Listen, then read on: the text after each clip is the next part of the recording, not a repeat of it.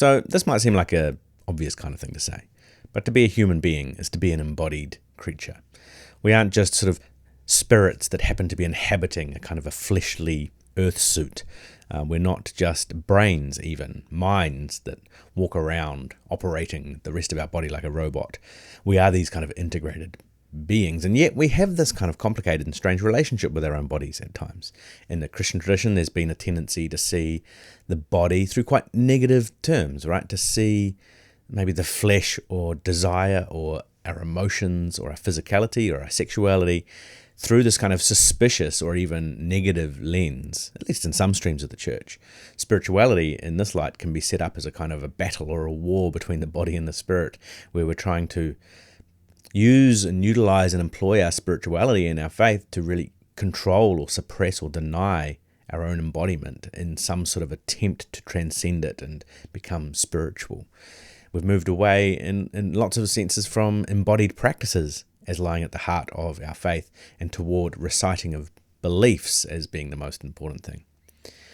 But kind of within all of this kind of negativity around the body, there's this lack of recognition as to how our bodies, our emotions, our desires, our passions actually shape the directions of our lives all of the time, often as much, if not more than, like our conscious intellectual beliefs. So if we think we should be able to sort of control the body, either with our mind or with our faith or with our spirit man, which is something I heard a bit in my earlier years, in reality, that actually turns out to be very difficult, if not impossible, because we are unavoidably embodied creatures. And so our bodies are constantly a part of how we experience the world, giving rise to intuition and sense and decision-making and feeling in all sorts of ways.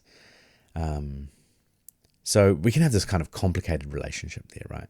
And what I want to do in this fifth reflection in our Wholiness series is just to briefly reflect on what an embodied and holy spirituality might look like if we were able to come at this with a more integrated perspective. If we look at the sacred text of Christian faith, right, we look at the biblical story, we find that the various authors there tend to view humanness not as these split creatures who have these kind of floaty spirits inside a meaningless fleshly body, but to talk about humans and humanness in these really holistic and integrated ways. When they use terms like spirit and soul and body, heart, strength, mind, they often use it as a way of talking about our whole selves, not as a way of sort of trying to divvy us up and figure out, oh yeah, the spirit or the heart, that's the real bit, and then the other bits are less real, or that's the most important bit and this bit should rule over this other bit. That's not really the way the biblical authors speak about what it is to be human. And if we can kind of grasp that to be human is about this integrated, embodied reality, then our spirituality can actually become about integrating and cultivating a kind of wholeness and holiness there, rather than seeing the body through this kind of negative light and trying to control or suppress it. And so maybe we become open to the kinds of things our bodies might be telling us, the kind of things our feelings might be wanting to offer us, the messages that our bodies are telling us to slow down, or that you're experiencing something painful, or that you are feeling something that you need to pay attention to, or that you're afraid, or, whatever it is that our bodies might be telling us. These can actually become, this is vital and integral to what it is to be human, and therefore should be vital and integral to our spirituality. Our spiritual practices, I think, at their best kind of help us with this, like song, prayer, meditation, Eucharist, gathering, service to others. These aren't practices that are designed to sort of take us out of ourselves in some kind of transcendent experience to some God out there in the universe, but actually to help us integrate, to find the presence of the divine in and through our whole embodied lives. Now, do we have to work through then challenges and difficult emotions and complicated relationships with our own bodies and all of that kind of stuff? Yeah, of course.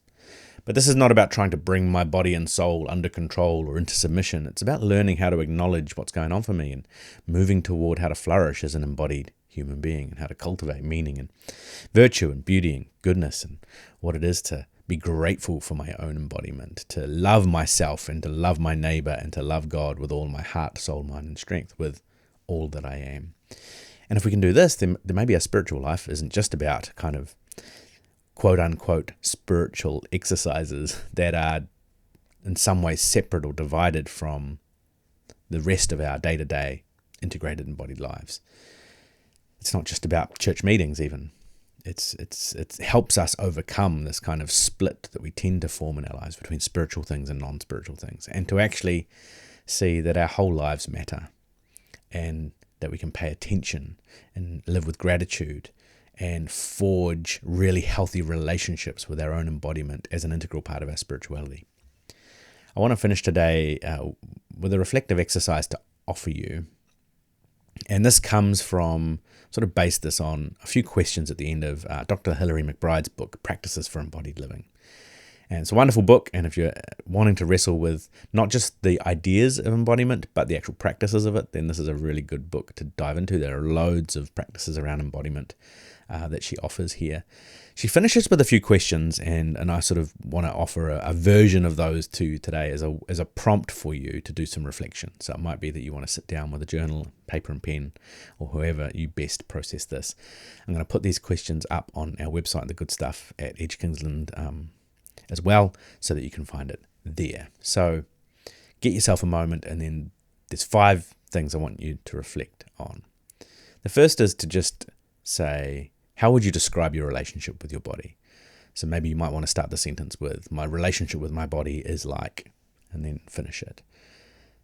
The second is, I'm grateful my body can do what? Right? What are you grateful that your body can do?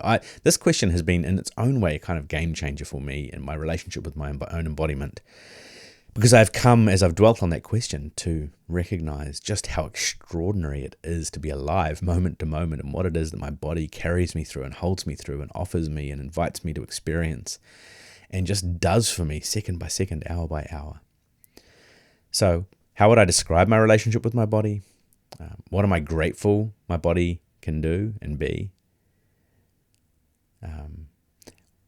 What is possible when my mind and body are friends? It's another question. So when my mind and body are friends, then what? What is possible? The fourth question, right now, what can I feel? And that's kind of a question you can sit with at all sorts of different times in the day. It might be after good experiences or hard experiences, or just in the everyday kind of rhythms of life.